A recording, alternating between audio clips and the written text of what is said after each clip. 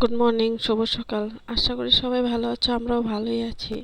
আর এদিকে সকাল সকাল উঠে আমি সব কাজকর্ম সেরে এদিকে রান্নাঘরে ঢুকে গেছি স্নান টান করে, কারণ পূজাটা দিইনি, ছেলেকে বলেছি পরে দিতে, তো বললো আমি পরে দিয়ে দেবো মা। তো এদিকে আমার ঠান্ডা লেগেছিলো, দুধের ইসের পাতিলটা বসে আমি গরম নাইটিটা পরে নিলাম। আর আজকে একটু দেরি করেই উঠেছি আমরা। তো সবাই ওদিকে চার জন্য বসে আছে, আমি বললাম একটু দুধটা গরম করে নিই, তারপর তারাও তোমাদের চাটা বানিয়ে দিচ্ছি আমি। তারপর দুধটা নামিয়ে আমি চার জলটা বসিয়ে দিয়ে আমার বড় ননদকে বলছিলাম যে আজকে কি খাবি, কি রান্না হবে। বললো যে চলো যাই চাটা খেয়ে রাস্তার দিকে কি আছে সামনে মাছ লোকাল দেখি। আমি বললাম সামনেই বসে চল যাই। তো চাটা খেয়ে আমরা দুজন বেরিয়ে গেলাম রাস্তায়, নাইটি পরেই বেরিয়ে গেছি, কারণ কি আমাদের গলির সামনেই। আর যেতে যেতে আমার মেয়ের বন্ধুর মার সাথে দেখা হয়ে গেলো, কথা বলে নিলাম একটু। আর তারপর আমার স্যারের সাথেও দেখা হয়ে গেলো, আমার স্যার আর কি। তো ওই স্যারের সাথেও একটু কথা বলে নিলাম, তারপর একটু মলা মাছ নিয়ে নিলাম, আর একটু সিম আর বেগুন দাম করছিলাম। তো ওইগুলো একটু নিব, নাহলে ভালো লাগবে না। তো গেট খুলে দেখি ভাই বোনে খেলা করছে, আর এদিকে রোদ্রে চেয়ার নিয়ে আমার শাশুড়ি মা রোদ তাপাচ্ছে।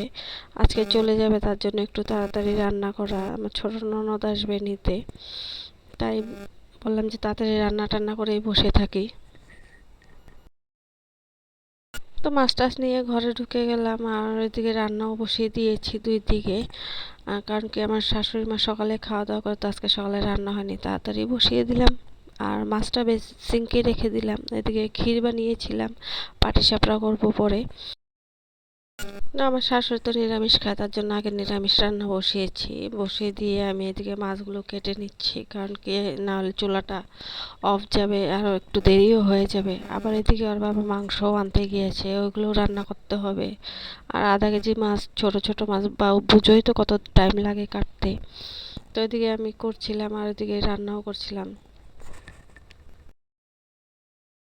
তো মাছটা ধুয়ে রেখে আমি এদিকে পাটিচুরা বানানোর জন্য কড়াইতে গুলা দিচ্ছিলাম, কিন্তু হচ্ছিল না। তাই বলে বড় ননদ বললো যে মালপোয়াই বানিয়ে তো হয়ে যাবে, তো মালপোয়া বানিয়ে দিলাম। আর এদিকে মাছটাও ভেজে নিলাম, ওরা তো চলে গেছে নিয়ে।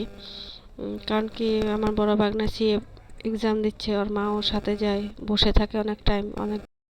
তো ওরা চলে এসেছে ঘরে সন্ধ্যাবেলা, কারণ 2টা থেকে 5টা পর্যন্ত এক্সাম ছিল। আর এদিকে ওর বাবা যাবে বাইরে ট্যুরে, তো এদিকে আমি রুটি বানাচ্ছিলাম। তো ওদেরকে বললাম তোরা কী খাবি খেয়ে নে, এদিকে তো দাদাকে আমি রেডি করে দিচ্ছি। তো এদিকে ওনার ব্যাগ গোছানো হয়ে গেছে। তো উনি খাওয়া দাওয়া করে বেরিয়ে পড়লো, কারণ কি গাড়ির টাইম হয়ে গেছে। আর বড় ভাগনা বললো মামা চলো আমি তোমাকে মেন রোড পর্যন্ত দিয়ে আসি।